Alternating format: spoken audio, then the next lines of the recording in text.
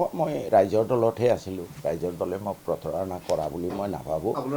মই দেৱব্ৰত শইকীয়া ডাঙৰীয়াৰ এনেকুৱা মানে কুকাৰ্যত মই মৰ্মাহত, আৰু বিশেষকৈ লুৰিণজ্যোতি ডাঙৰীয়া, তেখেতৰ প্ৰতিও মোৰ যথেষ্ট ভাল ভাৱ আছিলে।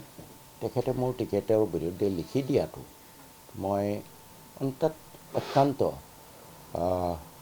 মৰ্মাহত, যে মই এই অসমৰে বাসিন্দা, এই অসমৰ হাৱা পানীৰ লগত জড়িত, অথচ 34% মানুহৰ ন্যায়ৰ কথা ক'বলৈ যাওঁতে আজি অসমৰ মাটি পানীৰ গোন্ধ থকা কোনো এটা ৰাজনৈতিক দলে মোক গ্ৰহণ কৰিব নিবিচাৰিলে মই আজি বেদনা ভৰা হৃদয়েৰে তৃণমূল কংগ্ৰেছত যোগদান কৰিছোঁ। আৰু মই অসমৰ সুধী ৰাইজক প্ৰশ্ন কৰিব খোজোঁ যে মই কি দুখ কৰিছিলোঁ। 34% মানুহক বাদ দি পেলাই আপোনালোকে অসমখনক কোনফালে লৈ যাব খুজিছে। মই অসমৰ স্বনামধন্য বুদ্ধিজীৱীসকলকো প্ৰশ্ন কৰিব খোজোঁ যে হয়, মিত্ৰতা অতি জৰুৰী, কিন্তু শ্বেৰমান আলী আহমেদৰ কোনখিনিত দুখ আছিলে। আপোনালোকে কংগ্ৰেছ দলক কিয় আপোনালোকে প্ৰশ্ন নকৰিলে যে তোমালোকে এটা টিকেট, তাকো বন্ধুত্বমূলক প্ৰতিযোগিতা, আৰু মন্দিয়াত কেতিয়াও বিজেপি নাযায়। তেনে ক্ষেত্ৰত মই বুদ্ধিজীৱীসকলকো প্ৰশ্ন কৰিব খোজোঁ যে আপোনালোকে এই 34% মানুহৰ ন্যায় দিয়াটো নিবিচাৰে নেকি। কংগ্ৰেছ দলেই কওক, অন্যান্য দলেই কওক, তেওঁলোকে ইমান দিন টিকেট দি আহিছে একমাত্ৰ মুচাহেব কিছুমানক, যিসকলে টকাৰ পিছত, গাদীৰ পিছত ঘূৰে, কংগ্ৰেছত থাকি নিজৰ অঞ্চলটোৰ কাৰণে ডেভেলপমেণ্টৰ কথা ক'ব নোৱাৰে, ন্যায়ৰ কথা ক'ব নোৱাৰে।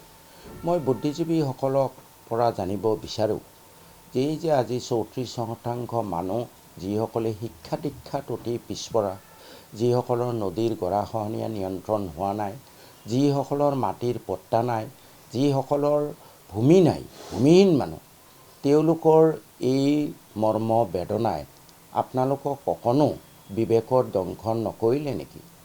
আৰু যদি মই কিবা ব্লাণ্ডাৰ কৰিছোঁ, কিবা অসমৰ অন্যায় কৰিছোঁ, সেয়াও আপোনালোকে মোক জনাই দিলে মই ভাল পাম। মই সদায় শংকৰ আজানৰ অসমৰ কথা কৈছোঁ, মই সদায় জুবিন গাৰ্গৰ অসমৰ কথা কৈছোঁ। বিধানসভাতো মই অতি সোচ্চাৰ আছিলোঁ যে অসমখনক আগুৱাই নিবলৈ হ'লে প্ৰতিটো জাতি জনগোষ্ঠীৰ মানুহক লৈ আগবাঢ়ি যাব লাগিব। কিন্তু দুৰ্ভাগ্যজনক কথা হ'ল যে অসমৰ হাৱা পানীৰ লগত জড়িত থকা আমাৰ ৰাজনৈতিক দলসমূহৰ কিয় মোক অস্পৃশ্য ঘোষণা কৰিলে, সেইটোৱে মই দুখ পাইছোঁ।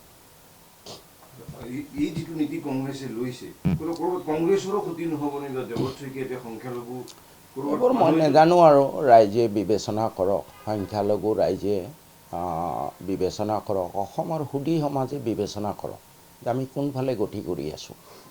34% মানুহৰ ন্যায়ৰ কথা কোৱাৰ কাৰণে শ্বেৰমান আলী আহমেদৰ টিকেট দিয়াৰ ক্ষেত্ৰত বন্ধুত্বমূলক প্ৰতিদ্বন্দ্বিতাৰ কাৰণে মই কেতিয়াও টিকেট বিচৰা নাছিলোঁ।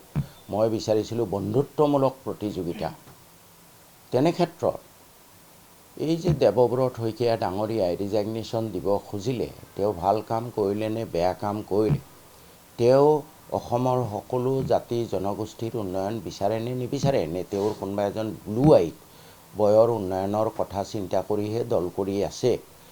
মই লুৰিণজ্যোতি গগৈ ডাঙৰীয়া, তেখেতৰ কথাবোৰ ভালেই লাগে।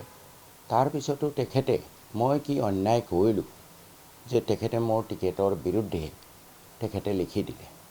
মোৰ দুখ এইটোৱে নেকি যে মই 34% মানুহৰ ন্যায়ৰ কথা ক'লোঁ, মই নদী নিয়ন্ত্ৰণৰ কথা ক'লোঁ, মই ভূমিহীন মানুহক ভূমি দিয়াৰ কথা ক'লোঁ, তাত কোনো জাতি গোষ্ঠী জনগোষ্ঠী নাই।